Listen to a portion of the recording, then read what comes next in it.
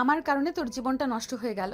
আমি চাইনি এরকম কিছু হোক, কিন্তু ওইখানে অতগুলো মানুষের সামনে বাবার মুখের ওপর আর কোনো কথা বলতে পারিনি। না আপু, সমস্যা নেই। আঙ্কেল আমাকে এত বড় করেছে, জানে তারা কোনো ভুল সিদ্ধান্ত কখনোই নেবে না। ছোট থেকেই তোর সঙ্গে অনেক খারাপ ব্যবহার করেছি। আপু বাদ দাও না, সেই সব কথা, আগের কথা কেন তুলছো? এখন বর্তমান নিয়ে চিন্তা করো, এর পরবর্তীতে কি করবে। কি আর করব, আমি চাই না আমার এই পাপিষ্ঠ দেহ আর কেউ ভোগ করুক। তোর সঙ্গে যেহেতু বিয়ে হয়ে গিয়েছে, তাহলে এটা একটা ফর্মালিটি মাত্র। তুই চাইলে তোর পছন্দ করা যে কাউকে বিয়ে করতে পারিস। আমি এতে কোনো অমত করব না। কি বলছো তুমি আপু, মাথা ঠিক আছে? আঙ্কেল আন্টি সবার সামনে কত বড় গলা করে আমার সঙ্গে তোমাকে বিয়ে দিয়েছে। তো কি করব, আমার মতো নষ্ট একটা মেয়েকে তোর জীবনসঙ্গী বানাবি? নেহার কথা শুনে স্বাধীন যেন বাকরুদ্ধ হয়ে যায়। কি বলবে তা বুঝতে পারে না। নিচের দিকে তাকিয়ে থাকে। নেহা তার শরীর থেকে শাড়ি ও গহনা খুলতে লাগে আর বলতে লাগে, দেখ, আমি ভালো করে জানি তোদের মনের কথা সব ছেলেরাই চায় তার স্ত্রী পবিত্র থাক, তার স্ত্রী যেন কখনোই পরপুরুষ না টাচ করে। আর সেখানে আমি ধর্ষিত মেয়ে। তোরও কিছু একটা অধিকার আছে আমার কাছ থেকে, যা আমি কখনো দিতে পারবো না। আর হ্যাঁ, এই বিষয়গুলো মা বাবা যেন জানতে না পারে। আর একটা কথা, সাফ সাফ শোন, আমি তোকে ছোট ভাইয়ের মতো মনে করি, কখনোই তোকে আমার স্বামী হিসেবে মেনে নেব না। স্বাধীন কিছু বলতে যাবে এর আগে নেহা স্বাধীনকে চুপ করিয়ে দিয়ে পুনরায় বলতে লাগে, দেখ, তোর কোনো কথাই শুনতে চাচ্ছি না। আমি আমাকে একটু একা থাকতে দে। বাবা মাকে এত করে বললাম যে থাক, দরকার নেই এসবের। মনে হয় আমি তাদের বোঝা হয়ে গিয়েছিলাম, তার কারণেই আমাকে জোর করে বিয়ে দিতে চাইছিল। সে তো সবার সামনে অপমানিত হলো। থাকবোই না আর এই বাড়িতে, চলে যাব। আপু কি বলছো, তোমার মাথা ঠিক আছে? তুমি চলে যাবে মানে? আর তুমি চলে গেলে আঙ্কেল আন্টি কি হবে বুঝতে পারছো? একবার আমি দেখেছি, তুমি যখন বাড়িতে থাকো না তারা অনেক মন মরা হয়ে যায়। আমি অনেক চেষ্টা করি তাদের খুশি করার, কিন্তু ব্যর্থ হই। অযথার সান্ত্বনা দিতে হবে না। যদি তাই হতো তাহলে আমাকে বিয়ে দেওয়ার জন্য উঠে পড়ে লাগতো না কখনো। আপু তুমি ভুল বুঝছো। আঙ্কেল আন্টিকে প্রত্যেক মা বাবার সন্তানের প্রতি একটা দায়িত্ব থাকে। তারা তাদের সেই দায়িত্বটাই পালন করতে চেয়েছিল, কিন্তু এরকম হবে কখনো ভাবতেও পারে নাই। যা তুই এখান থেকে, আমাকে একটু একা থাকতে দে, ভালো লাগছে না কিছুই। নেহার ধমকে স্বাধীন উপরের দিকে তাকায়। দেখে নেহার শরীরে কোনো পোশাক নেই, শুধু ব্লাউজ আর ছায়া। শাড়ি নেহার দিকে একবার এগিয়ে দিতে পিছুপা হয়ে বেলকনিতে চলে যায়। আর ঘুমের মধ্যে নেহারকে দেখার চেহারাটা বারবার চোখের সামনে ভেসে আসে। স্বাধীন যতই ভুলে যাওয়ার চেষ্টা করে ততই ফিরে আসে। স্বাধীন এসবই ভাবছিল, হঠাৎ নেহা এসে স্বাধীনের পাশে দাঁড়ায়। স্বাধীন তাকিয়ে দেখে আগের অবস্থাতেই আছে নেহা। আপু তুমি এখানে? কেন? আমার বাড়ি, আমার রুম, আমার ব্যালকনি, আর আমি আসতে পারবো না নাকি? আমি সেটা বলতে চাইনি। এ অবস্থাতেই এখানে এসে দাঁড়িয়েছো, কেউ দেখে ফেলতে তো সর্বনাশ হয়ে যাবে। যাও, রুমে যাও। স্বাধীনের কথা শুনে নেহা হাসতে লাগে। পাগলের মতো হাসতে হাসতে কান্না করে দেয়। স্বাধীন অবাক হয়ে নেহার দিকে তাকিয়ে থাকে। এক পর্যায়ে নেহা হাসি থামিয়ে দিয়ে বলতে লাগে স্বাধীনের দিকে তাকিয়ে, এক সময় এই দেহটা নিয়ে জানিস অনেক অহংকার দেখাতাম, কিন্তু এখন এই দেহটা অভিশপ্ত। মনে হয় যদি আত্মহত্যা মহাপাপ না হতো, কখন আত্মহত্যা করতাম। একবার গিয়েছিলাম তো, বাট বাবা মার কথা মনে পড়লেই আর পারি নাই। আমি ছাড়া তাদের আর কে আছে? স্বাধীন অপলক দৃষ্টিতে নেহার দিকে তাকিয়ে থাকে। মেয়েটার মাঝে কেমন যেন মায়া আছে, সেটা স্বাধীন ভালো করে বুঝতে পারে। তারপর স্বাধীন নেহার হাতের উপর হাত রাখতে নেয়া চমকে ওঠে। স্বাধীনের দিকে তাকাই। স্বাধীন নেহার দিকে তাকিয়ে মুচকি একটা হাসি দিয়ে বলতে লাগে, আচ্ছা, সব কিছু আগের মতো চাইলেও কি করা সম্ভব? না জানি আগে সব কিছু ফিরিয়ে দিতে পারবো না, কিন্তু নতুন করে বাঁচতে শেখাবো। পুরনো সব স্মৃতি মুছে দিয়ে নতুন করে বাঁচতে শেখাবো। জানি তা কখনোই পারবে না তো। অযথা স্বপ্ন দেখাস না। আমি এমনিতেই তোর জীবনটা নষ্ট করে ফেলেছি, আর চাই না তোর জীবন নষ্ট করতে। তুই তোর মতো আর আমি আমার মতো, কখনোই স্ত্রীর অধিকার নিয়ে যাব না তোর কাছে। কিন্তু হ্যাঁ, কখনো ডিভোর্স দিস না। আর আমার একটা রিকোয়েস্ট রাখবি, জানি না তুই আদৌ কথাটা রাখবি কিনা। হ্যাঁ বলো। আমি আমার যত সম্ভব চেষ্টা করব কথাটা রাখার। আমি মা হতে চাই, আর চাই তোর সন্তানকে আগলে ধরে বাকিটা পথ চলতে। তো সন্তানের বাবার অধিকার নিয়ে কখনো যাব না তোর কাছে, খালি চাই তাকে জড়িয়ে ধরে বাকিটা পথ চলতে পারি যেন। নেহার কথা শুনে স্বাধীন কিছু না বলে নিচের দিকে তাকিয়ে থাকে। সবাই কত আনন্দ ফুর্তি করছে, কিন্তু তার মনে কোনো আনন্দ নেই। তারপরও বুকের ভেতর কেমন যেন শীতল হয়ে রয়েছে। নেহা সেদিনের প্রশ্নের অনেকগুলো জবাবের জন্য সেখানে দাঁড়িয়ে থাকে, কিন্তু কোনো উত্তর না পেয়ে সেখান থেকে নিরাশ হয়ে চলে যায়। নেহা পাশ থেকে চলে গেলে স্বাধীন তাকিয়ে দেখে, শুধুমাত্র কিছুই বলে না, নিচের দিকে তাকিয়ে থাকে। দেখে তার বাবা মা কতটা খুশি, যেন তারা বলেই গিয়েছে কিছুক্ষণ আগে কি হয়েছিল। ফ্ল্যাশব্যাক। আঙ্কেল আঙ্কেল কিছু টাকা দেবেন? অনেক দিন ধরে কিছু খাই না, অনেক ক্ষুধা পেয়েছে আঙ্কেল, প্লিজ কিছু টাকা দেন। আমার এখান থেকে কয়েকটা ব্রাশ কিনে নেন। কে তুমি বাবা? তোমার বাবা মা নেই, আর তুমি এই রাস্তার মাঝে এভাবে ব্রাশ বিক্রি করছো? এতটুকু ছেলে হয়ে যদি তোমার উপর দিয়ে গাড়ি চালিয়ে দেয় তখন কি হবে? তোমার ভাবতে পারছো একবারও? না আঙ্কেল, তা হবে না। আর এই পৃথিবীতে আমার কেউ নেই, জন্মের পর থেকে রাস্তায় বড় হয়েছি, আর ভিক্ষা করতে আমার অনেক খারাপ লাগে। তাই এক বড় ভাই কিছু টাকা দেয় আমাকে, সেই টাকা দিয়ে ব্রাশ কিনে বিক্রি করি। দেন না স্যার, বেশি না, দুইটা নেন, একটা আপনার জন্য একটা ম্যাডামের জন্য, মাত্র 50 টাকা। না বাবা, আমার ব্রাশ লাগবে না। এই নাও 1000 টাকা, তুমি কিছু খেয়ে নিও। না স্যার, আমি আপনার কাছ থেকে এতগুলো টাকা নিতে পারবো না। আপনি ব্রাশ নেন, তার বিনিময়ে টাকা দেন। আরে তোমাকে আমি দিলাম উপহার হিসাবে, আমার লাগবে না, তুমি কিছু খেয়ে নিও। আর আজকে বিক্রি করার দরকার নেই। এই রোদের মধ্যে এভাবে রাস্তা রাস্তায় ঘুরেছো, অনেক কষ্ট হয় বাবা, তাই না? হ্যাঁ স্যার, অনেক কষ্ট হয়, কিন্তু কি করব, পেটের দায়ে সব করতে হয়। ঠিক তখনই জ্যাম সেরে যায়। এক এক করে গাড়ি চলতে লাগে। স্বাধীন নেহার বাবার কাছ থেকে টাকাটা নেয়, গাড়ি চালিয়ে সেখান থেকে চলে যায়। তারপর স্বাধীন একটা হোটেলে গিয়ে খাবার খেয়ে নেয়। এভাবে চলতে লাগে সেই দিনের পর দিন। প্রতিদিনে নেই জ্যামের মধ্যে ব্রাশ বিক্রি করছিল, তখনই নেহার বাবার গাড়ির গ্লাসে গিয়ে টোকা দেয়। দেখে আজকেও সেই লোকটা। স্বাধীন একটা হাসি দিয়ে সেখান থেকে চলে যেতে যাবে, তখনই পিছন থেকে নেহার বাবা ডাকতে লাগে। স্যার কিছু বলবেন? আজকে আপনার কাছ থেকে টাকা নিতে পারবো না কিন্তু। তা তো বুঝতেই পেরেছি। তোমাকে একটা কথা বলার ছিল, তুমি কি আমার সঙ্গে যাবে? তোমাকে লেখাপড়া করাবো, আর অনেক সুন্দর সুন্দর পোশাকও দেব। আমার বাড়িতে আমার ছেলের মতো বড় হবে। কি বলেন স্যার? সত্যি সত্যি আমাকে স্কুলে পড়াবেন? নতুন নতুন সুন্দর সুন্দর পোশাক দেবেন? হাসিমাখা কণ্ঠে স্বাধীন কথাটা বলে। নেহার বাবা অনেক খুশি হয় স্বাধীনের হাসি মুখ দেখে। নিমিষে স্বাধীনের হাসি মুখ থেকে হাসি হারিয়ে গোমরা মুখে বলে, না স্যার, সরি, মাফ করবেন। কিছুদিন আগে আপনার মতো একটা ভদ্রলোক আমার এক বন্ধুকে রাস্তা থেকে নিয়ে যায়। পরবর্তীতে শুনি আমার বন্ধুকে নাকি তারা চোরাচালানি করে বিদেশে পাচার করে দিয়েছে। সেখান থেকে তার চোখ, নাক, ফোকরা, কিডনি, লিভার এসব কেটে রেখে দেয় আর ওকে ফেলে দেয়। আরে বাবা, তুমি ভুল ভাবছো আমাকে। আমি শহরের নামকরা বিজনেসম্যান, আমার অনেক অনেক টাকা। আমার কেন তোমাকে চোরাচোদানি করতে যাব? চলে আমার একটা মেয়ে ছেলে নেই, তাই চেয়েছি তোমাকে বড় করব আমার ছেলের মতো করে। ভেতর এসে বস। কথাটা বলে নেহার বাবা দরজা খুলে দেয়। স্বাধীন গাড়িতে উঠে বসে। তারপর একটা শপিং মলে যায়। গাড়ি সাইড করে স্বাধীনের জন্য বেশ কিছু নতুন নতুন জামা কাপড় কিনে দেয়। স্বাধীন দেখে অনেক খুশি হয়, নেহার বাবাকে জড়িয়ে ধরে কান্না করে দেয়। নেহার বাবা স্বাধীনকে শান্ত করে রেস্টুরেন্টে গিয়ে খাবার খায়। এভাবে অনেক করে স্বাধীন অনেক খুশি হয়।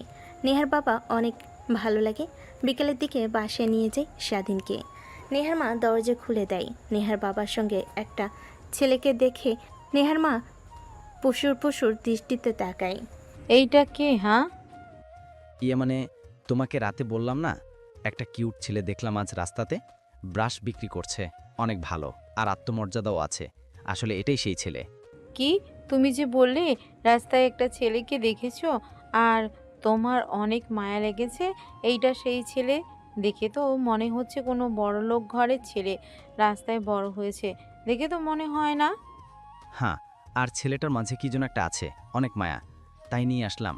আর তুমি তো মা হতে পারবে না, একে আমাদের ছেলের মতো করে মানুষ করব। মেয়েকে আর কতদিন ধরে রাখবো বলো? এক সময় বিয়ে দিয়ে তো অন্যের বাড়ি পাঠাতেই হবে। তখন আমাদের কি হবে? নেহার বাবার কথা শুনে নেহার মা সায় জানায়। তারপর স্বাধীনকে কাছে টেনে নিয়ে জড়িয়ে কপালে একটা চুমু দেন। অন্যদিকে সিঁড়ির উপর দাঁড়িয়ে নেহা সব কিছু দেখে আর রাগে ফুঁসতে লাগে।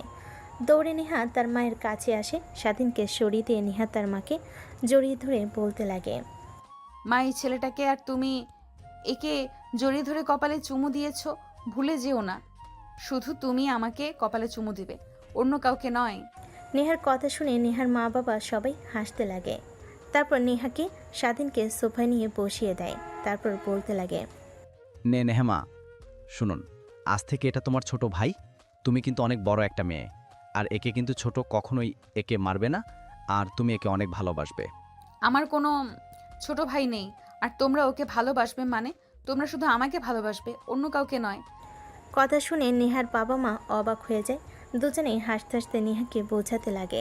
এক পর্যায়ে বুঝতে পারে। তারপর স্বাধীনকে একটা রুম দেখিয়ে দেয়। স্বাধীন অনেক খুশি হয়।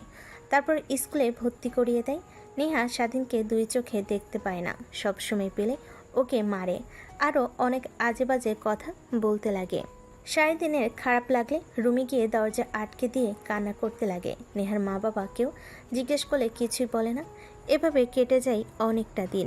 দেখতে দেখতে স্বাধীন কলেজে উঠে আর নেহা ভার্সিটিতে। স্বাধীন, ওই স্বাধীন তোকে না বললাম আজকে আমি ভার্সিটিতে যাব আর আমার পোশাকগুলো স্ত্রী দিয়ে যেতে, আর এখনো কেন দিসনি? মানে আপু, আজকে আমার কলেজের প্রথম দিন, তাই একটু ফ্রেশ হচ্ছি। ফ্রেশ হতে আর হবে না, তোর যে চেহারা, মেয়েরা দেখলে এমনিতেই 200 হাত দূরে চলে যায় তোকে দেখে, আর কেউ ভালোবাসবে না। এত ফ্রেশ এত পরিপাটি হয়ে কোনো লাভ নেই, বুঝলি? আপু, বুঝতে পারছি। এখন এত কথা বলে আর কোনো লাভ নেই, যা তাড়াতাড়ি আমার জামাগুলো ইস্ত্রি করে দে। কথাটা শুনে নেহা তার পোশাকগুলো রেখে নেহার পোশাকগুলোকে ইস্ত্রি দিয়ে দিতে লাগে। নেহার জামা কাপড় দেওয়া হয়ে গেলে নেহা রুমের দিকে অগ্রসর হয়। নেহার রুমের কর্নারে, কিন্তু নেহা দরজাটা খোলে না। হালকা ধাক্কা দিতে দরজাটা খুলে যায়। দরজা দিয়ে নেহার রুমে প্রবেশ করে। ঠিক তখনই নেহা ওয়াশরুম থেকে বের হয়, শরীরে একটা টাওয়াল পেঁচিয়ে, যা শরীরের অর্ধেক অংশ দেখা যায়। নেহা আর স্বাধীন দুজনে চিৎকার দিয়ে ওঠে। ঠিক তখনই নেহার মা উপরে উঠে আসে। নেহা তড়িঘড়ি করে ওয়াশরুমে চলে যায়। কি হয়েছে তোরা দুইজন এভাবে চিৎকার দিয়ে বাড়িটা মাথায় তুলে নিলি? না মানে আন্টি, একটা তেলাপোকা ওয়াশরুম থেকে বের হয়ে এদিকে এসেছে। আমি চিৎকার দিয়েছি, আর ওয়াশরুমে থাকলে নেহা ও চিৎকার দেয়। ধুর, ওরা দুজন পারস্য বটে। আমি ভাবলাম কি না কি হয়েছে, রান্না রেখে চলে এসেছি। কথাটা বলি স্বাধীনকে খুন্তি দিয়ে আলতো করে একটা বাড়ি দিয়ে সেখান থেকে হাসতে হাসতে চলে আসে। স্বাধীন সেখানেই দাঁড়িয়ে থাকে। নেহা দরজাটা খুলে এইদিক ওইদিক তাকিয়ে ভিতরে ঢুকে স্বাধীনের কাছে এসে ঠাস ঠাস করে থাপ্পড় লাগিয়ে দেয়। স্বাধীন নিচের দিকে তাকিয়ে থাকে। ছোট লোকের বাচ্চা, রুমে আসবি তুই নক করে আসবি না? আর তুই কি সব দেখে ফেলেছিস আমার? না আপু, কিছুই দেখিনি। আমি ওই দিকে তাকিয়েছিলাম না, অন্যদিকে তাকিয়েছিলাম। ও গড, বাঁচা গেল। অন্যদিকে স্বাধীন নিচের দিকে তাকিয়ে মুচকি মুচকি হাসতে লাগে। তারপর জামাগুলো এগিয়ে দেয়।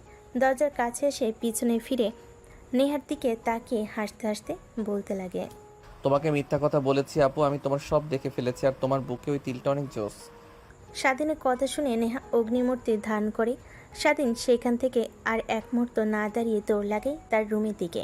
নেহা স্বাধীনকে মারার জন্য স্বাধীনের পিছু নিতে লাগে। এক পর্যায়ে স্বাধীনের রুমে চলে আসে। নেহা হাঁপাতে লাগে। যে স্বাধীনের দিকে যেতে যাবে অমনি নেহার শরীর থেকে তাওয়াল খুলে পড়ে যায়। স্বাধীন বড় বড় দৃষ্টিতে তাকায়, দু হাত দিয়ে নিজের চোখ বন্ধ করে ফেলে। নেহা তাড়াতাড়ি করে তোয়ালে পরিধান করে নেয়। এই লুচ্চা ছেলে, আমার সব দেখে ফেলেছিস, আবার সেটাই আমার মুখের সামনে বলিস? তোর এত বড় সাহস, দাঁড়া তোকে দেখাচ্ছি। আপু, তুমি আর কি দেখাবে? যা দেখার তা তো দেখেই ফেলেছি। আগে তুমি নিজেকে সামলাও। ছোট ভাইকে মারতে আসো আর তো সামলাতে পারো না। স্বাধীনের কথা শুনে নেহা অনেক লজ্জা পায়। স্বাধীনকে একটা থাপ্পড় লাগিয়ে দিয়ে সেখান থেকে চলে যায় বর্তমানে কথাগুলো ভেবেই স্বাধীনের মুখে অজান্তেই হাসি রেখা ফুটে ওঠে। ব্যালকনিতে আর না দাঁড়িয়ে রুমে এসে দেখে নেহা উপর হয়ে শুয়ে আছে। স্বাধীন বারবার নেহার কোমরের দিকে দৃষ্টি যায়, ধীরে ধীরে যেন মাতাল হয়ে যেতে লাগে। স্বাধীন প্রতিনিয়ত নিজেকে সামলাতে লাগে, কিন্তু একটা মেয়ে তার রুমে শুয়ে আছে, তার কোমর দেখা যাচ্ছে। এটা একটা ছেলেকে কাবু করার জন্য যথেষ্ট। স্বাধীন নিজেকে আর কন্ট্রোল করতে না পেরে খাটের উপর বসে পড়ে। নেহা পেছন ফিরে তাকিয়ে স্বাধীনকে দেখে। কিরে কিছু বলবি? না কিছু বলবো না, অনেক ঘুম পাচ্ছে, একটু সাইড দেবে, ঘুমাবো। কি একই বিছানায় তোর সঙ্গে ঘুমাবো? ইম্পসিবল। এই যে বালিশ নিয়ে যা, সোফায় গিয়ে ঘুমিয়ে পড়ো।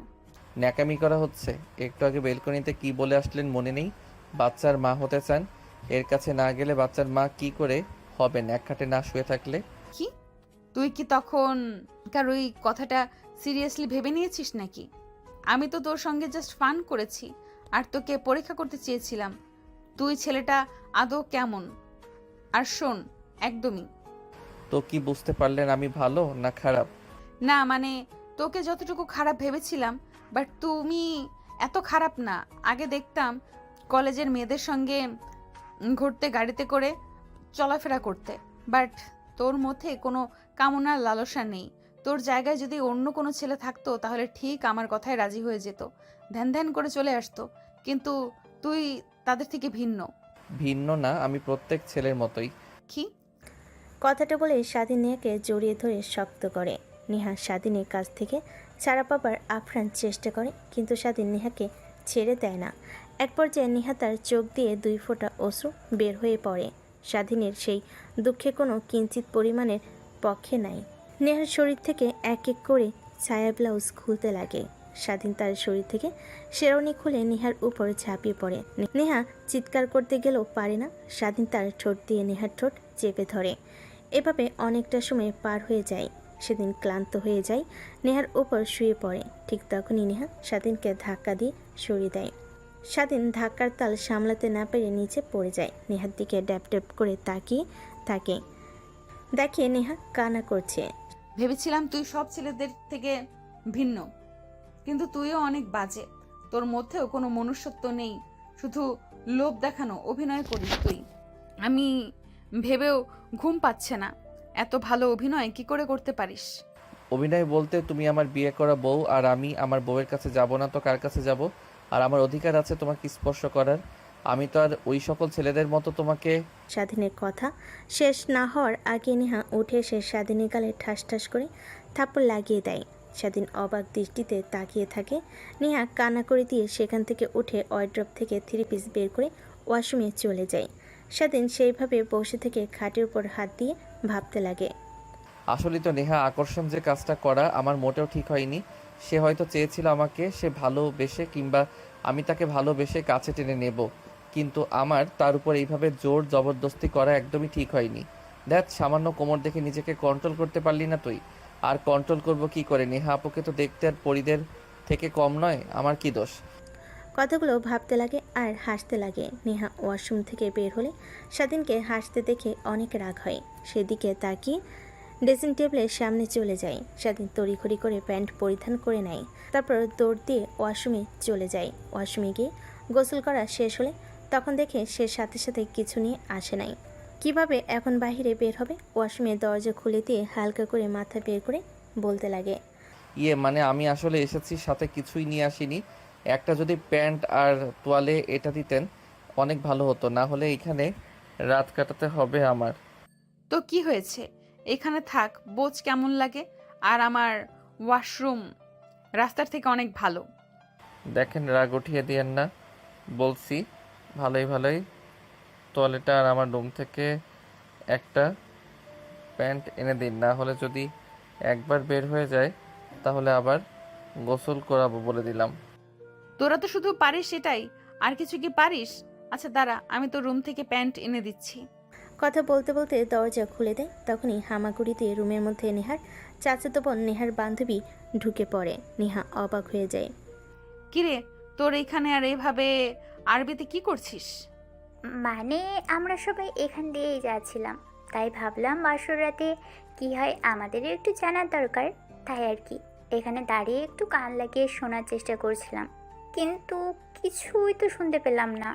হয়েছে, আর মিথ্যা কথা বলতে হবে না। তোরা এখানে অনেকক্ষণ ধরে দাঁড়িয়েছিলি, যা তোদের মুখ দেখে স্পষ্ট বোঝা যাচ্ছে। আর এসব আরই না পেতে আঙ্কেলকে বললেই তো পারিস তোদেরকে বিয়ে দিতে। আর সাথী চাচাকে বলবো নাকি তোকে বিয়ে দিতে? সমস্যা নেই আপু, যদি স্বাধীন বাজার মতো কিউট একটা ছেলে খুঁজে পাও তাহলে আঙ্কেলকে বলিও, আমার এতে কোনো মত নেই। আর কতদিন এভাবে সিঙ্গেল থাকবো বলো? আর তুমি তো ভালো করেই জানো রিলেশন আমার দ্বারা সম্ভব নয়, সব সময় ভুল বুঝি। এর থেকে বিয়ে করে হাজবেন্ডের সঙ্গে মারামারি করলেও এতে ভালো হবে। সাথীর কথা শুনে সেইখানে থাকা সবাই হাসতে লাগে। হাসতে হাসতে সবার হামাগুড়ি খাবার উপক্রম হয়ে যায়। নেহার রাগে সাথীর দিকে তাকায়, সাথে সেইখান থেকে চলে যায়। তারপর নেহার বান্ধবী স্বাধীন আর নেহার দিকে তাকিয়ে বলে, কিরে, তুই দুলাভাইকে রেখে এত রাতে বাইরে বের হয়ে আসলি যে? আর রুমের এই বেহাল দশায় কেন? খাটের এই বেহাল দশা, বিছানা চাদর এলোমেলো, আর তোর চুল ভেজে কেন? তার মানে কি? ধ্যাৎ, তোরা কি বলিস না, একদমই উল্টাপাল্টা ভাববি না, এই বলে দিলাম। তোকে তো আমার ছোট ভাইয়ের মতো মনে করি। হয়েছে, আর অভিনয় করতে হবে না। স্বাধীন যে হট, আর দেখেছি তো, একবার লুকিয়ে সিক্স প্যাক আছে, একবার গেঞ্জি পরে এসেছিল ফিটিং। তুই কেন ওখানে যে? তোর মেয়ে থাকলে যে কোনো কেউই পাগল হয়ে যেত। আচ্ছা বাদ দে, এনজয় কর। আমরা এখন আসি। চল চল, সবাই চল। নেহা এখন এনজয় করবে, আমাদের এখান থেকে ওদের ডিস্টার্ব দিতে কোনো লাভ হবে না। কথাটা বলে নেহার বান্ধবীরা সেখান থেকে চলে যায়। নেহার অনেক রাগ হতে লাগে, কিন্তু তারপরও কেন জানি অনেক ভালো লাগে। রুমের সামনে আর না দাঁড়িয়ে স্বাধীনের রুমে চলে যায়। স্বাধীনের ওয়াশরুম থেকে প্যান্ট, টি শার্ট আর গামছা নিয়ে আসে। রুমে দরজা লাগিয়ে দিয়ে দেখে স্বাধীন এখনও ওয়াশরুমের দরজা দিয়ে মাথা বের করে তাকিয়ে আছে। নেহা স্বাধীনের কাছে গিয়ে হাতে গামছা, প্যান্ট, টি শার্ট দিয়ে আসতে যাবে, অমনি ফ্লোরে পানি থাকায় পিচ্ছিল হয়ে যায়। পা পিছলে পড়ে যেতে যাবে, অমনি স্বাধীন বের হয়ে নেহাকে ধরে ফেলে। ঠিক আছে না, আপনি কিছুতে হয়নি, আঘাত লাগেনি তো? স্যার বলছি স্যার, এইভাবে এই খালি শরীর নিয়ে বাইরে আসছিস তো শরম করছে না? এখন যদি কেউ রুমে চলে আসে তখন কি হবে? দেখ, তুমিও না, রুমে কি আসতে যাবে? সবাই জানে রুমে ইউক্রেন আর রাশিয়ার যুদ্ধ হচ্ছে, তাই সবাই বিপদসীমার বাহিরে আছে। ইউক্রেন আর রাশিয়ার যুদ্ধ, তাই না? তারা তোকে দেখাচ্ছি যুদ্ধ কি হয়, কত প্রকার আর কিভাবে হয়। কথাটা বলে নেহা দৌড়ে ঝাড়ু হাতে নেয়। স্বাধীন দৌড়ে ওয়াশরুমে চলে যায়, দরজা লাগিয়ে দেয়। নেহা বাইরে থেকে বক বক করতে লাগে। স্বাধীন ওয়াশরুমে গিয়ে প্যান্ট, টি শার্ট পরিধান করে গামছা মাথায় দিয়ে চুল মুছতে লাগে। অনেকটা সময় পর বাইরে মাথা বের করে দেখে নেহা রুমে নেই। স্বাধীন স্বস্তির নিঃশ্বাস ফেলে বাইরে বের হয়ে রুমে দরজাটা লাগিয়ে পিছন ফিরতে দেখে নেহা দাঁড়িয়ে আছে, হাতে ঝাড়ু। স্বাধীন কি করবে বুঝতে পারে না, দৌড়াতে লাগে। নেহা স্বাধীনের পিছু পিছু দৌড়াতে লাগে আর ঝাড়ু দিয়ে মারতে লাগে। এভাবে অনেকটা সময় পার হয়ে যায়। নেহা আর স্বাধীন দুজনেই দৌড়াদৌড়ি করে ক্লান্ত হয়ে যায়। দুজনেই খাটের উপর শুয়ে পড়ে। দুজন দুজনের ঘন ঘন নিঃশ্বাসের স্পষ্ট শব্দ শুনতে পায়। রুমের মধ্যে চিনচিন নীরবতা বিরাজ করে। এভাবে কখন যে ঘুমিয়ে যায় বুঝতে পারে না। সকালবেলা স্বাধীনের ঘুম ভেঙে যায়। দেখে আশপাশ থেকে আজানের ধ্বনি ভেসে আসছে।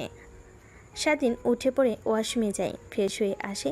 দেখে নেহা উঠে চোখ কসলাচ্ছে আর হাম দিচ্ছে। কিরে, এত তাড়াতাড়ি সকাল হয়ে গেল?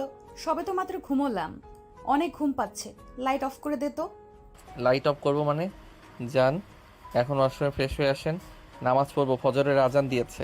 হ্যাঁ, যা পরে নিব, এখন ঘুমাতে দে। রাতে ঠিকমতো ঘুমাতে পারি নাই কিন্তু। সেই কথা বললে আর হবে না, বলেছি নামাজ পড়তে হবে মানে নামাজ পড়তে হবে। এই পর্যন্ত, যে পর্যন্ত নামাজ না পড়বেন সে পর্যন্ত আমি লাইট অফ করবো না। অন্যদিকে নেহার মা আর বাবা দুজনে নেহাদের রুমের পাশ দিয়ে যাচ্ছিল। হঠাৎ এত সকালে লাইট অন থাকায় বুঝতে পারে না দরজায় কান লাগাতেই স্বাধীন নেহার কথাবার্তা শুনতে পায়। আর মা বাবা হাসতে হাসতে তাদের উপরে চলে যায়। তারপর নেহার বাবা সোফায় বসে বলতে লাগে, জানো নেহার মা, আমি হয়তোবা মেয়েটার জীবনসঙ্গী হিসেবে স্বাধীনকে বেছে নিয়ে কাজটা ঠিক করেছি। কারণ একমাত্র তোমার মেয়েকে কন্ট্রোল করতে পারবে স্বাধীন, তাছাড়া অন্য কেউ একদমই পারবে না। কিন্তু নেহা ওই বিষয়ের পর থেকে অনেকটা চেঞ্জ হয়ে গিয়েছে, আগের মতো আর অহংকার করে না। কিন্তু দেখেছো, জানি না স্বাধীনকে আগেও মেনে নিতে পারবে কিনা। আমাদের উচিত ছিল নেহার মত জানার। কি করতাম হ্যাঁ? সবার সামনে অপমানিত হতে হতো। যদি তখন জোরে সোরে না বলতাম, আমার মানসম্মান কোথায় যেত একবারও ভেবে দেখেছো? ফ্ল্যাশব্যাক। পুরো বাড়িটা লাইটিং দিয়ে আচ্ছাদিত, চারপাশটার আনন্দে পরিপূর্ণ, সবাই হাসি খুশি। তার মাঝে একজনের মুখে বিন্দুমাত্র হাসি, তার মাঝে একজনের মুখে বিন্দুমাত্র খুশি আসেনি। অনেকগুলো প্রাইভেট কার বাড়ির মধ্যে প্রবেশ করে, সবাই খুশি হয়ে সেদিকে এগিয়ে যায়। বরকে বরণ করে স্টেজে বসিয়ে দেয়। এক এক করে খাবার পর্ব শেষ হয়ে যায়। সবাই খাবার খেয়ে বিয়ের কাজ শুরু করতে যাবে, অমনি বরের বাবা বলে ওঠে, এই বিয়ে হবে না। আর কাজী সাহেব, আপনি বিয়ে পড়ানো বন্ধ করুন। আর এই তুই উঠে পড়। এই বিয়ে তোকে করতে হবে না। তোকে এর থেকে ভালো মেয়ের সঙ্গে বিয়ে দেব। ভাই সাহেব, কি বলছেন আপনি? মাথা ঠিক আছে আপনার? মাথা আমার একদমই ঠিক আছে। আপনাদের মাথায় সমস্যা না হলে কিভাবে ভাবতে পারলেন যে একটা ধর্ষিতা মেয়েকে আমার ছেলের সঙ্গে বিয়ে দেব? আমাদের কি সমাজে কোনো মূল্যবোধ নেই? ভাবতে পারবেন একবারও? আপনার ধর্ষিতা মেয়েকে বিয়ে করলে সমাজের সামনে আমরা মুখ দেখাতে পারবো কিনা? নেহার বাবা আর কিছু বলে না, মাটির দিকে তাকিয়ে থেকে পুরো বাড়ি বিয়ের আমেজটা নিমিষেই বন্ধ হয়ে যায়। নেহার বাবার কোনো প্রতিউত্তর না দেখে বরের বাবা আবার বলতে লাগে, কী ব্যাপার ইমরান সাহেব, কিছু বলছেন না যে? বলুন, কিছু বলুন। আপনার ধর সেটা মেয়েকে কে বিয়ে করবে আছেন এইখানে এমন যে? আর ধর্ষিতা মেয়েকে বিয়ে করবে কার রুচি এত নগণ্য? আমার মেয়ের বিয়ে হবে এখন, আর আপনার সামনে, কিন্তু আপনার ছেলের সঙ্গে নয়। আর কি বলছেন, আমার মেয়ে কি কেউ বিয়ে করবে? এখন বললে হাজারটা ছেলের লাইন দাঁড়িয়ে যাবে। আর আপনি কি বলছেন এসব? আপনি দাঁড়ান, আপনার আর আপনার ছেলের সামনে আমার মেয়ের বিয়ে হবে। বাবার সামনে বড় গলা করে কথাটা তো বলেই ফেললেন। এখন দেখি কে আপনার ধর্ষিতা মেয়েকে বিয়ে করে। বাবা, স্বাধীর, এদিকে এসো তো। হ্যাঁ আঙ্কেল, কিছু বলবেন? হ্যাঁ বলবো, আমার মেয়েকে বিয়ে করবে তুমি। আর আজকে সবার সামনে এই জানোয়ারের বাচ্চা তুই ওঠ, দেখ তোর সামনে আমার মেয়েকে বিয়ে দেব। আর মিস্টার জায়েদ শিকদার, কাজটা আপনি মোটেও ঠিক করেননি। কিভাবে সবার সামনে অপমান না করলেও আমাকে আর আমার মেয়েকে পারতেন। আর দেখেন, আমার মেয়েকে কেউ বিয়ে করবে না কথাটা বললেন না, নিমেষের মাঝেই দেখেন আমার মেয়েকে আপনার চোখের সামনে বিয়ে দেব। আর কাজী এসে বিয়ের কার্যক্রম শুরু করেন। বরের জায়গাটাই শুধু স্বাধীন। আর যদি বাবার নামটা খুব জানার ইচ্ছা হয় তাহলে নিজের নাম লিখে দিয়েন। নেহার বাবার কথা শুনে সবাই অবাক হয়ে যায়। তারপর কাজী সাহেব বিয়ের কার্যক্রম শুরু করে দেয়। স্বাধীন কিছু বলতে পারে না। তারপর নেহার বাবার মান সম্মান রক্ষাতে সবার সামনে রাজি হয়ে যায়। কাজী সাহেব বলতেই স্বাধীন কবুল বলে দেয়। কি হয়েছে জায়েদ খান, আপনি তো অনেক বড় বড় কথা বলেছেন আমার মেয়েকে কেউ বিয়ে করবে না। এখনই কি দাঁড়িয়ে দাঁড়িয়ে দেখার ইচ্ছে করছে, নাকি ঘাড় ধাক্কা দিয়ে গার্লস থেকে বের করে দেব? ভালোই আপনার আত্মীয়স্বজন নিয়ে এখান থেকে চলে যান, যদি আপনার মান সম্মানটা রাখতে চান। আমার আবার মানুষত্ব আছে, সবার সামনে বড় গলা করে বলতে পারতাম, বাট আমার মধ্যে বিবেক আছে, তা করব না। চলে যান এখান থেকে। নেহার বাবার কথা শুনে সেখান থেকে বরের বাবা আর তার সাথে আসা সবাই চলে যায়। নেহার বাবা সোফায় বসে মাথায় হাত দিয়ে চিন্তা করতে লাগে। স্বাধীন গিয়ে নেহার বাবার পাশে বসে পড়ে, তারপর বলতে লাগে, আঙ্কেল চিন্তা করবেন না, যা হবার তা তো হয়ে গেছে। আর নেহা ম্যামের তো এখানে কোনো হাত নেই। ওই জানোয়ারের বাচ্চারা তো চারটা, আর না বললাম ওদের সাথে ওরা একদিন দেখবেন ধানের জয় পাবে। হ্যাঁ বাবার, জানি। আর তোমাকে অনেক অনেক ধন্যবাদ সবার সামনে রাজি হওয়ার কারণে। আর জানি না তুমি অন্তত নেহাকে মেনে নিবে কিনা, তোমার থেকে সিনিয়রও। বাকি কথা বলতে না দিয়ে স্বাধীন পুনরায় বলতে লাগে, আঙ্কেল রাস্তা থেকে তুলে এনে বড় করেছেন, লেখাপড়া করিয়েছেন, আপনাদের ঋণ কখনোই শোধ করতে পারবো না, এটা ভালো করে জানি। পরিশেষে নেহা ম্যামকে বিয়ে করে যদি সামান্য পরিমাণ ঋণ শোধ করতে পারি, আমার কাছে অনেক কিছু। আর আমি মনে করি আমার জন্য যাও ভালো হবে, আপনি তাই করবেন। স্বাধীনের কথা শুনে নেহার বাবার অনেক ভালো লাগে। নেহা সেখানে আর না থেকে রুমে চলে আসে। তারপর নেহার বাবা একটা প্যাকেট স্বাধীনকে দিয়ে দেয়। স্বাধীন প্যাকেটটা হাতে নিতে নেহার বাবা বলে, আর শেরনি পায়জামা এগুলা রুমে গিয়ে পরিধান করে নাও, তোমাকে দেখে কেউ বলতে পারবে না আর বুঝতে পারবে না এখন তুমি আমার মেয়ের জামাই। কথাটা বলে নেহার বাবা হাসতে লাগে। স্বাধীন সেখান থেকে উঠে রুমে চলে যায়। বর্তমান এখন আল্লাহর কাছে দোয়া করি যেন দুজনকে একত্র করে রাখে। ছোট থেকে তো দেখে এসেছি দুজন দুজনার যেন শত্রু। এখন কি হয়েছে হয়। ধ্যাত, তুমি এমনি এমনি চিন্তা করছো। দেখো, সব ঠিক হয়ে যাবে। আর একে অপরকে ছাড়া এক মুহূর্ত থাকতে পারবে না। আমার কথার সঙ্গে তুমি মিলিয়ে নিও একদিন। তাই যেন হয়, এই দোয়াই করি। আর ঘুমাবো না, আজান দিয়েছে, নামাজ পড়ে তারপর ঘুমাই। হুম। অন্যদিকে নেহা নামাজ পড়বে না। স্বাধীন হাত ধরে নেহাকে খাট থেকে কোলে তুলে নিয়ে ওয়াশরুমে এসে দাঁড় করিয়ে দেয়। নেহার মুখে পানি মারতেই নেহার ঘুম দূর হয়ে যায়। নেহা উঠে স্বাধীনের দিকে রাগী দৃষ্টিতে তাকিয়ে থাকায় স্বাধীন মুচকি একটা হাসি দিয়ে অজু করতে বলে নেহা অজু করে নেয়। তারপরে ওয়ার্ড্রোব থেকে জায়নামাজ বের করে বিছিয়ে দেয়। নেহাকে দাঁড় করিয়ে স্বাধীন সামনে দাঁড়িয়ে পড়ে, নামাজ পরিধান করে নেয়। নামাজ পড়া শেষ হলে স্বাধীন পিছন ফিরে তাকিয়ে দেখে নেহা তার দিকে ড্যাপ ড্যাপ করে তাকিয়ে আছে। কি হয়েছে, এভাবে তাকিয়ে আছো কেন? নামাজ পড়া হয়েছে? না কিছু না, আর নামাজ শেষ। ভালো, চলো বেলকনিতে গিয়ে দাঁড়াই। কি না, একদমই না। আমার একটুও ভালো লাগছে না। রাতে তো ঠিকমতো ঘুমাতে দেয়নি, এখন আবার জোর করে উঠে নামাজ পড়লে এখন অন্তত আমাকে শান্তিমতো ঘুমাতে দাও। আচ্ছা ঠিক আছে, বুঝতে পারছি। চলো বেলকনিতে গিয়ে দাঁড়াই। যদি মাইন্ড আর মন ভালো না হয়, ঘুম যদি তোর থেকে উড়ে না যায়, তখন আমাকে বল। স্বাধীনের কথা শুনে নেহা মজা নেয়। স্বাধীনের কথা শুনে নেহা জায়নামাজ থেকে উঠতে চায় না। স্বাধীন জোর করে নেহাকে কোলে তুলে নিয়ে এসে বেলকনিতে দাঁড় করায়। সকালের ঠান্ডা বাতাস নেহার শরীরে পড়তেই কেঁপে ওঠে। কেন জানি পরিবেশটা অনেক ভালো লাগে নেহার, কিন্তু স্বাধীনকে বুঝতে না দিয়ে রাগী দৃষ্টিতে তাকায়। কি হয়েছে এখন আবার এভাবে তাকিয়ে আছেন কেন? তাকিয়ে আছে কেন বুঝতে পারছিস না? যেভাবে ব্যালকনিতে নিয়ে এসেছিস একইভাবে খাটে রেখে আয় না, না হলে তোর কিন্তু খবর আছে। রেখে আসবো, কিছুক্ষণ দাঁড়িয়ে সকালের পরিবেশটা উপভোগ করেন। এই সময় তো আমার অনেক ভালো লাগে, নামাজ পড়ে বেলকনিতে দাঁড়িয়ে আশেপাশে সেটা দেখতে অনেক ভালো লাগে। দেখেন না ওই ছেলে বাচ্চাগুলো টুপি মাথায় দিয়ে হাতে কায়দা নিয়ে কোথায় যাচ্ছে, বলতে পারবেন? না বলতে পারবো না, বাট আমার মনে হচ্ছে আমিও ঠিক এইভাবেই ছোটবেলায় কোথায় জানি যেতাম। ও আচ্ছা, তার মানে আপনি কোরআন শরীফও পড়তে জানেন? কখনো পড়তে দেখিনি তো। পার্টে একটু একটু। আচ্ছা ওয়েট, তুই কি করে জানলি আমি কোরআন শরীফ পড়তে জানি? আমি তো মাঝে মাঝে রাতের বেলা মন চাইলে পড়তাম, নিশি রাতে কেউ যখন ঘুমিয়ে থাকতো সবাই।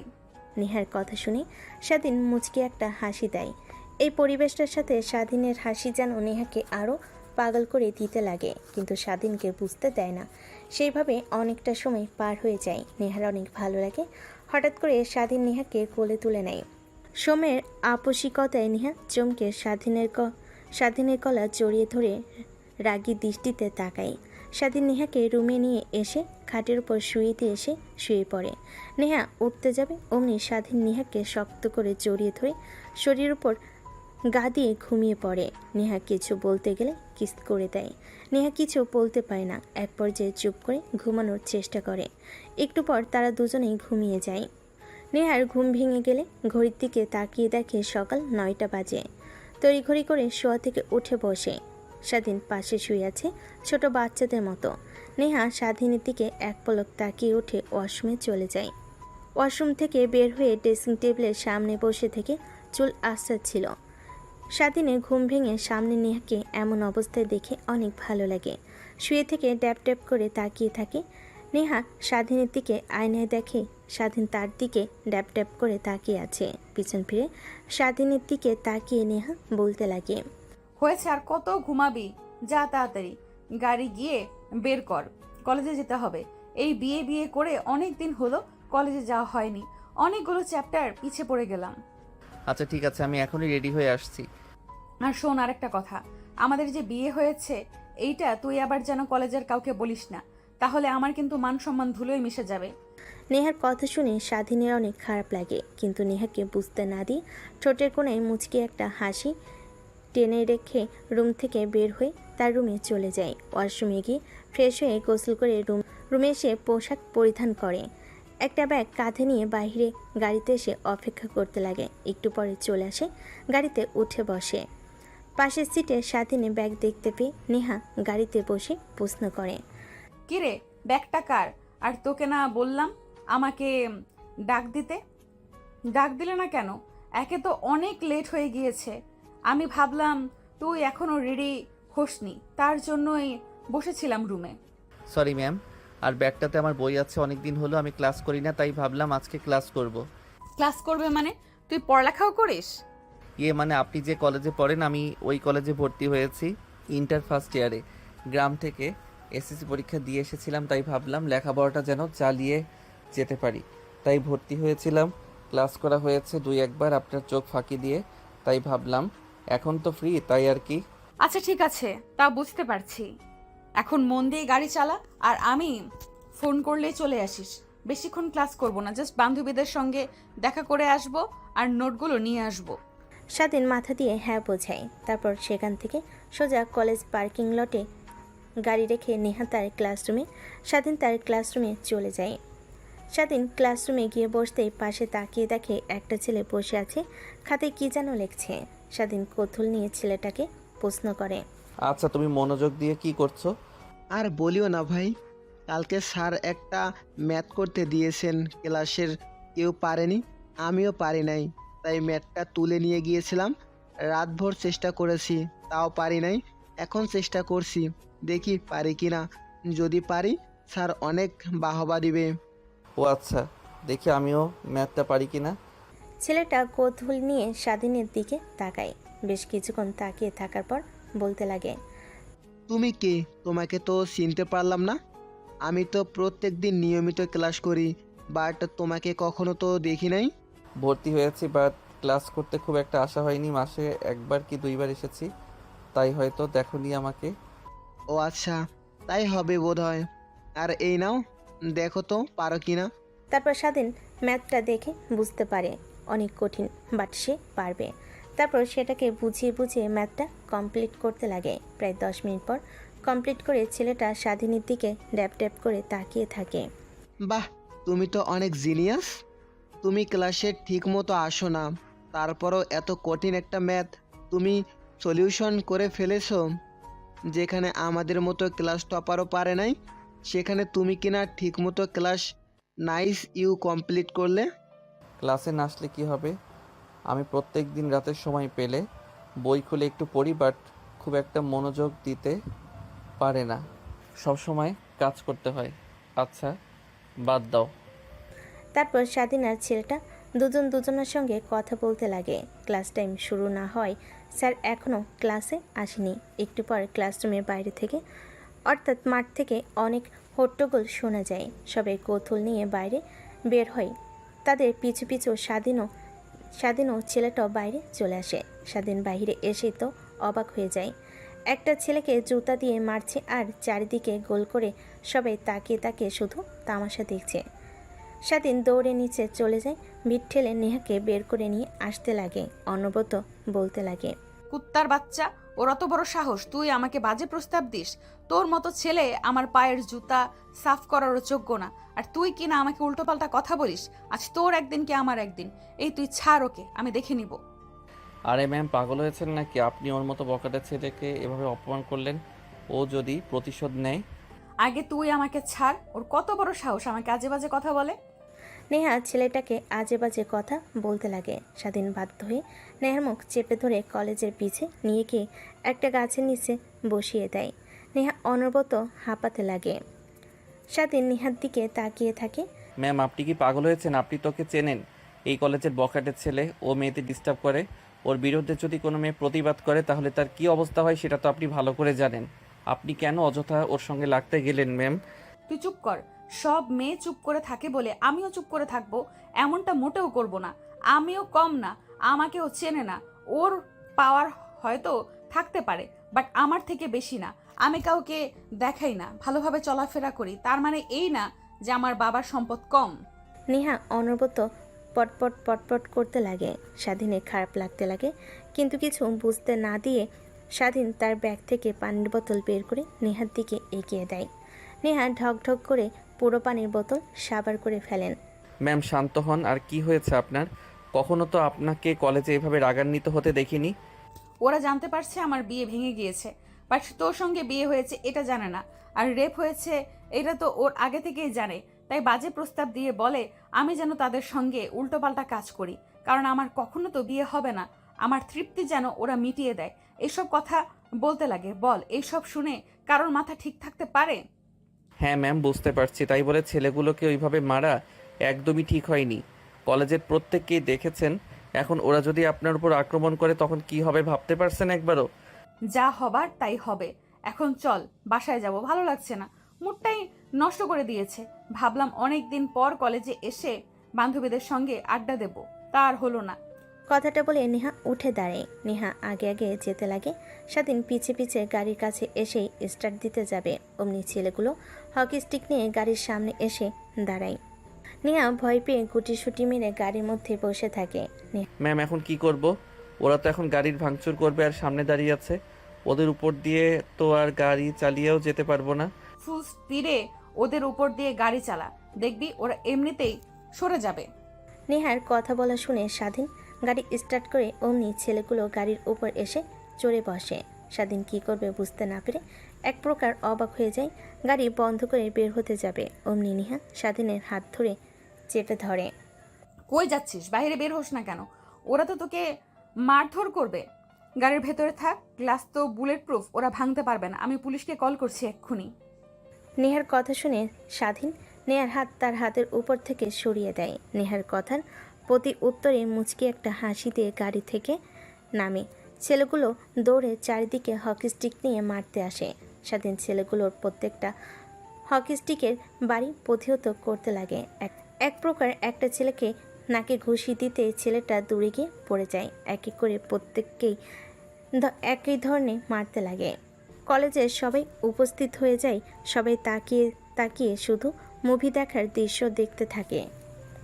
কলেজের সবাই উপস্থিত হয়ে যায়। সবাই তাকিয়ে তাকিয়ে শুধু মুভি দেখার দৃশ্য দেখছে, কেউ কিছু বলছে না। এক পর্যায়ে সবাই মাটিতে লুটি হামাগুড়ি খেতে লাগে। স্বাধীন ওইখানে আর না দেরি গাড়িতে উঠে স্টার্ট দিয়ে বাড়ির দিকে যেতে লাগে। নেহা অবাক দৃষ্টিতে স্বাধীনের দিকে এক ধ্যানে তাকিয়ে থাকে। তুই আসলেই কি আর ওই ছেলেগুলোকে একা এইভাবে মারলি নাকি? অন্য কেউ ছিল নাকি? চোখের ভুল, আমি ভুল দেখলাম। দ্যাট ম্যাম, আপনিও না শুধু শুধু মস্করা করছেন। তুই এতগুলো ছেলের সঙ্গে কিভাবে একাই ফাইট করলি? আমার মাথাতে কিছুই ঢুকছে না। যেখানে কিনা পুরো কলেজের সবাই ওদের বিরুদ্ধে দাঁড়াতে ভয় করে, আর সেখানে তুই একাই ওদের মারতে মেরে উপকাত করে মাটিতে ফেলে দিয়েছিস। ম্যাম, আমি গ্রামের ছেলে, গ্রামের টুকটাক ফাইটিং শিখেছিলাম। বন্ধুরা মিলে একটা গ্যাং তৈরি করেছিলাম। আমাদের গ্রামে অনেক চুরি হতো, ডাকাতি হতো। তার প্রতিরোধ করার জন্য এক পর্যায়ে সবাই ভয় পেয়ে আমাদের গ্রামে আর ডাকাতি চুরি করতে আসে নাই। সেই অভিজ্ঞতা এখন রয়ে গিয়েছে। আচ্ছা, বুঝতে পারছি। নেহার সঙ্গে কথা বলতে বলতে গাড়ি এসে বাড়ির সামনে দাঁড় করে। নেহা নেমে পড়ে। স্বাধীন পার্কিং লটে গাড়ি রেখে বাসার মধ্যে ঢুকতে যাবে, অমনি সাই করে 3টা গাড়ি বাসার ভিতর প্রবেশ করে। দেখে মাঝখানে গাড়ি থেকে নেহার বাবা দৌড়ে বের হচ্ছে। স্বাধীনকে দেখতে পেয়ে নেহার বাবা দৌড়ে এসে জড়িয়ে ধরে বলতে লাগে, বাবা, তোমাকে অনেক অনেক ধন্যবাদ আমার মেয়েকে বাঁচানোর জন্যে। তুমি কলেজে কি করেছো, নেহা কি করেছে সব আমার কানে এসেছে। আমি আগে থেকেই বলেছিলাম তোর বডিগার্ড লাগবে, বডিগার্ড রাখবা। ও আমার কথা একদমই শোনে না। ও বারবার বলে যে আমি সাধারণ মানুষের মতো চলাফেরা করি। আর যদি তুমি না থাকতে তাহলে ওর কী হতো বাবা, বুঝতে পারছো? আঙ্কেল, আমি তো আছি নাকি? আর আমার সামনে দিয়ে আমার স্ত্রীকে কেউ গায়ে হাত দিবে, আমি এটা তাকিয়ে তাকিয়ে দেখব। ওদের জ্যান্ত মাটিতে পুঁতে রাখবো। স্বাধীনের কথায় নেহার বাবা স্পষ্ট ভয়ঙ্কর কিছু বুঝতে পারে। নেহার বাবা মুচকি একটা হাসি দিয়ে বাসার ভেতর ঢুকে যায়। স্বাধীন রুমের দিকে চলে যায়, দেখে রুমে কিছুই নেই। পাশ দিয়ে একটা মেয়ে যেতে নিলে স্বাধীন দাঁড় করিয়ে বলে, আচ্ছা খালা, আমার রুমে তো কিছুই নেই, জামা কাপড়, খাট, পালঙ্ক। এখন আমি কোথায়? ও বাবা, তুমি এসেছো? মেম সাহেব বললো যে তোমার রুম থেকে সব কিছু সরিয়ে ফেলতে আর জামা কাপড় যা যা প্রয়োজনীয়তা আছে নেহার রুমে নিয়ে গিয়ে রাখতে। তাই সবাই সেই রুমে নিয়ে গেছে। এখন থেকে তো নেহার রুমই তোমার রুম, তাই না? ও আচ্ছা। তারপর স্বাধীন সোজা নেহার রুমের সামনে চলে যায়। দরজায় নক করতেই কোনো সারা শব্দ পায় না। হালকা করে খুলে যায়। স্বাধীন ভিতরে প্রবেশ করে দেখে নেহা ওয়াশরুমে গোসল করছে। তাই সবাই বসে ফোন বের করে দেখছিল। ফোন চাপছিল। এমন সময় ফেসবুকে একটা নোটিফিকেশন আসে। নোটিফিকেশনটা অন করতে দেখে একটা ফ্রেন্ড রিকোয়েস্ট। স্বাধীন সেই দিকে কোনো পাত্তা না দিয়ে ফোন দেখতে লাগে। এক পর্যায়ে নেহা বাইরে বের হয়। সামনে স্বাধীনকে দেখতে পেয়ে প্রশ্ন করে, কিরে, তুই এই রুমে কি করছিস? ম্যাম, আপনি হয়তোবা ভুলে গিয়েছেন আমাদের বিয়ে হয়েছে আগামীকাল। আন্টি আর আমার সব জামা কাপড় প্রয়োজনীয় জিনিস আপনার রুমে সেট করেছে, তাই এই রুমে আজ থেকে আমারও রুম। কি মা বাবা আর কি কিছু করবে আমার সাথে আল্লাহই জানে। কেন যে বিয়েতে রাজি হলাম, কেন সবার সামনে বাবার মুখের ওপর বললাম না? তাহলে তো আর আজ এই দিন দেখতে হতো না। একটা ফকিন্নির বাচ্চার সঙ্গে রাত কাটাতে হবে একই রুমে, জানলে গায়ের মধ্যে কাঁটা দিয়ে উঠছে। স্বাধীন কথাগুলো শুনে বুকের বাঁ পাশে ব্যথা হতে লাগে, কিন্তু কিছুই বলে না। ফোন দেখতে লাগে। নেহা তারপর পোশাক পরিবর্তন করে খাটের উপর গিয়ে শুয়ে পড়ে। স্বাধীন উঠে আলমারি খুলে দেখে এক এক করে পোশাক রাখা। স্বাধীন পোশাক আর তোয়ালে নিয়ে ওয়াশরুমে চলে যায়। নেহা মুচকি একটা হাসি দেয় আর আনমনি ভাবতে লাগে, দেখি কতদিন এই অবহেলা সহ্য করতে পারো, আর কতদিন আমাকে তোমার কাছে না নিয়ে দূরে দূরে রাখো। আমার মনে হয় না যে আমাকে ছেড়ে তুমি চলে যাবে। আবার ভয় হয় যদি চলে যাও, কিন্তু পরীক্ষা তো করতে হবে। আবার যদি সব ছেলেদের মতো আমার বাবার সম্পত্তির দিকে নজর দাও, তখন কি হবে? আচ্ছা, ও কি আমাকে ভালোবাসে নাকি?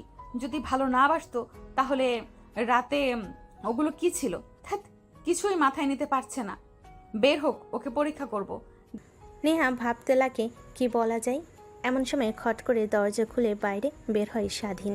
নেহা সেদিকে তাকিয়ে চোখ ফেরাতে পারে না। স্বাধীনের শরীরে এখনও টপ টপ করে পানি বের হচ্ছে। শরীরের প্রতিটা ধরন যেন লোমহতর দৃষ্টি কেমন যেন লাগতে লাগে, যেন স্বাধীনকে কাছে পেলে সে খুব লেখাবে এমন। স্বাধীন আয়নার দিকে তাকিয়ে দেখে নেহা তার দিকে ট্যাপ ট্যাপ করে তাকিয়ে আছে। স্বাধীন সেদিকে কোনো ভ্রুক্ষেপ না দেখে পোশাক পরিধান করে নেয়। স্বাধীন রুম থেকে বের হতে যাবে, অমনি পিছন থেকে নেহা বলতে লাগে, দেখ, তুই আর আমি ভালো করে জানি যে আমাদের সম্পর্কটা কখনোই মিলন হবার নয়। তো অযথা এই সম্পর্কটা টিকে রাখার কি দরকার বল? ঠিক বুঝতে পারলাম না ম্যাম, কি বুঝতে চাচ্ছেন আপনি? দেখ, আমি বলতে চাচ্ছি যে সম্পর্কটা কখনো পূর্ণতা পাবার নয়। সেই সম্পর্কটা রেখে কি লাভ? আর আমি তো তোকে কখনো আমার স্বামী হিসেবে মেনে নিব না। ঠিক তুইও জানিস কখনো এই ধর্ষিতা মেয়েকে তোর স্ত্রী হিসেবে মানবি না।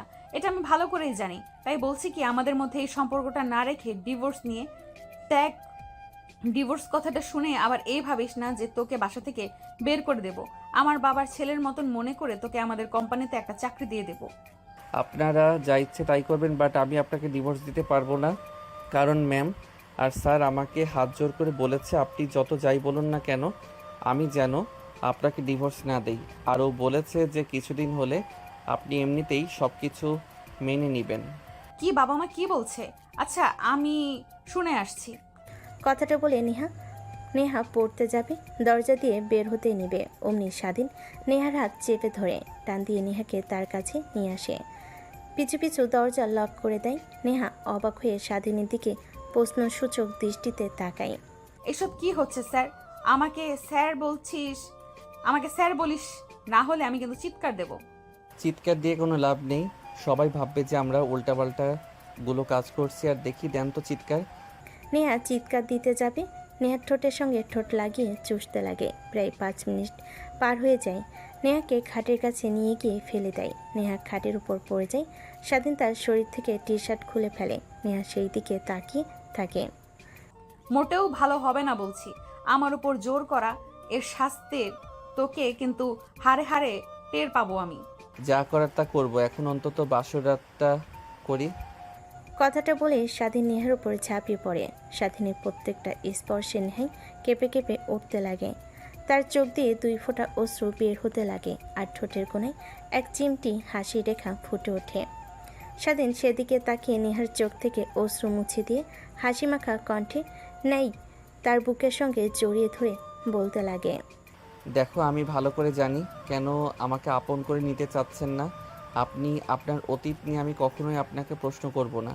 আমি ফিউচার নিয়ে আর বর্তমান নিয়ে ভাবতে চাই। আর আমি এও জানি আমাকে আপনি অনেক ভালোবাসেন। কে বলেছেন আমি তোকে ভালোবাসি? আপনার কথা বলার ধরন, হাঁটা চলা সব কিছু দেখেই আমি বুঝতে পারি। আর আরও চোখে আমার দিকে বারবার তাকিয়ে থাকায়, এটা আপনি যতই বোঝেন না কেন আমি তাকাই না, বাট সার্বক্ষণিক আমি আপনাকে আমার নজরদারিতে রাখি। আমি আরও এও জানি যে আপনার ফোনের গ্যালারি ওপেন করলে যতগুলো না আপনার ছবি আছে, এর থেকে বেশি আমার ছবি আছে।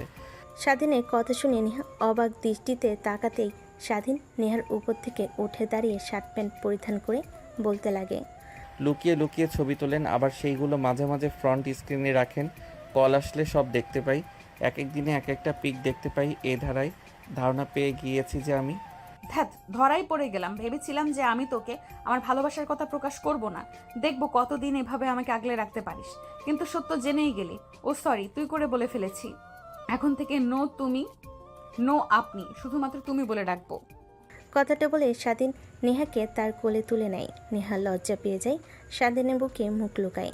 স্বাধীন নেহাকে কোলে তুলে ওয়াশরুমে গিয়ে দুজনই ঝর্ণা নিচে ভিজতে লাগে। ভিজতে ভিজতে গোসল করতে লাগে। আর আমাদের সামনে এগিয়ে কোনো লাভ নেই, ওরা যা করার করুক। যদি আর জানতে ইচ্ছে করে তাহলে বিয়ে করে নিন, সব জানতে পারবেন। সব থেকে ভালো একটা বুদ্ধি। আল্লাহ হাফেজ।